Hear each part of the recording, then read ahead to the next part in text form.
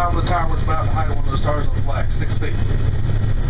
We changed it, we modified for assembling shuttles. The shuttles didn't spend a lot of time in the VAB. They spent more time in these 3 smaller cube-shaped buildings between us and the VAB. These are orbiter processing facilities, OPFs. OPF 2 by the roadside and railroad tracks here. OPF 1, there's a little gator there, the first gator of the day, a little gator about 3 feet long, over there to the right. 1 gator down, 4,999, more gators to go. Anyway, OPF 2 and 1, and in a moment we're going to see OPF 3. It's across the road and off by itself. These were the orbiter processing facilities. These were like the hangars and garages where they worked on the orbiters between missions. Capsule there, OPF 1 and 2 have been leased to Space Florida. To your left, there's a big 6 million pound crawler.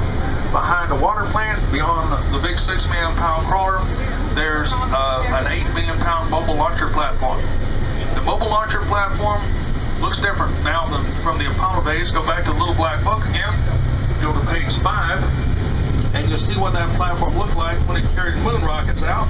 It had a tower that cleared those doors by only 6 feet and stabilized the moon rocket riding out.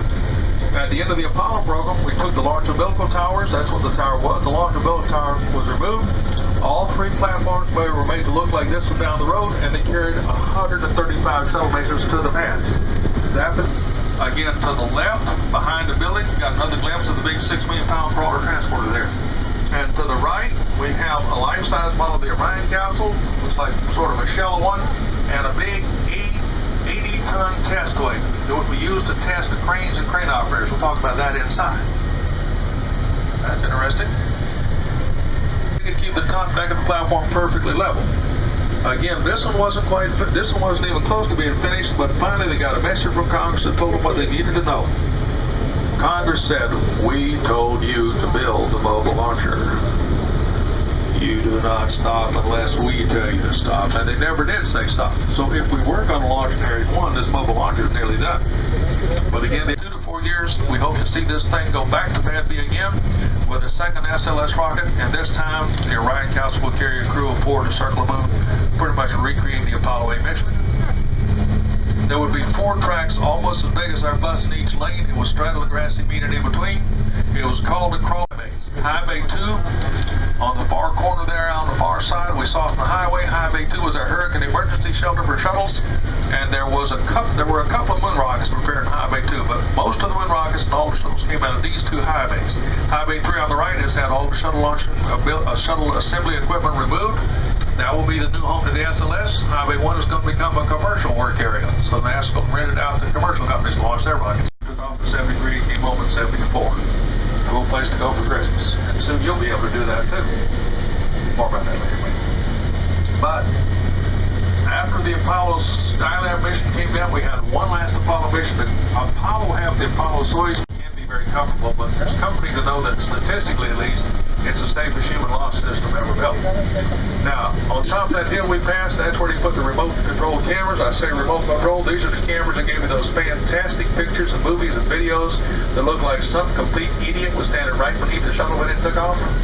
The cameras are on these hills. The camera operators were miles away from here. They might have been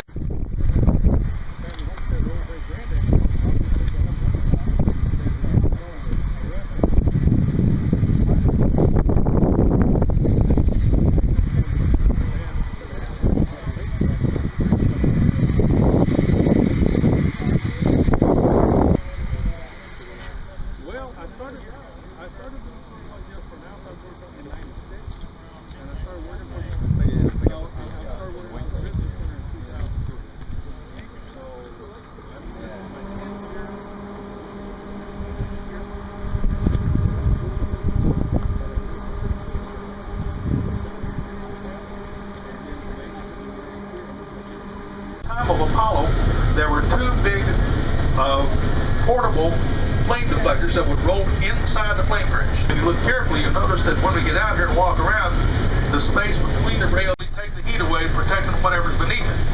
Now, safety and security briefing everywhere we go. It's a Saturday. I doubt there's anybody working out here, but you never know. So they don't want us getting too close. If somebody's working up on the top of the tower and they dropped a big wrench or a hammer, you could bounce off the platform and bounce out far enough to hurt somebody. So they ask us to not go past the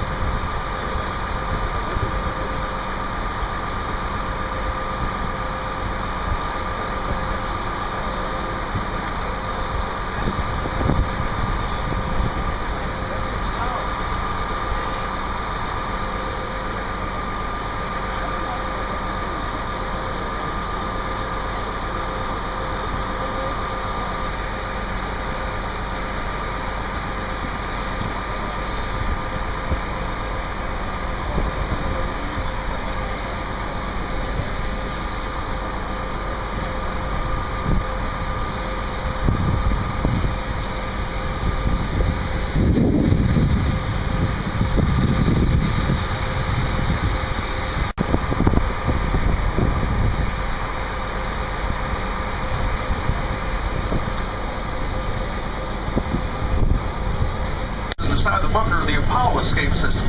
Underneath the platform, underneath the pad, there's a set of tunnels. You'd have to, in the case of Apollo, you'd have to climb out of the console, run across, ride the high-speed elevator down to the surface of the platform, run to the northwest corner, jump into the tunnel, make a 120 degree turn, throw you out underneath the bunker. 50 feet down in the bunker, there's a blast room. You climb into the blast room. We'll go down and sit in one of the seats around the edge, fasten the seat belts, close the blast door, hope for the best. If a moon rocket blew up like a shuttle would, it wouldn't be like a small atomic bomb going off over there. But the blast room was designed so you survive that, then come running out of those tunnels, and somebody would be coming out here as soon as the dust settled to pick you up. They wanted to make it easier for the shuttle crew, so instead of waiting for somebody, they put APC number 3 in that driveway, sitting there with the engine running, and if they ever needed it, which they never did, they'd be coming out to do it. And that's we could not have captured damaged satellites that didn't work and fix them and put them back to work. But if you want to go higher than Hubble, you want to go more than 300 miles high, Shuttle can take you there. 300 miles high, that's about it. So if we want to go back to the moon, to an asteroid, we know we want to go to Mars, we need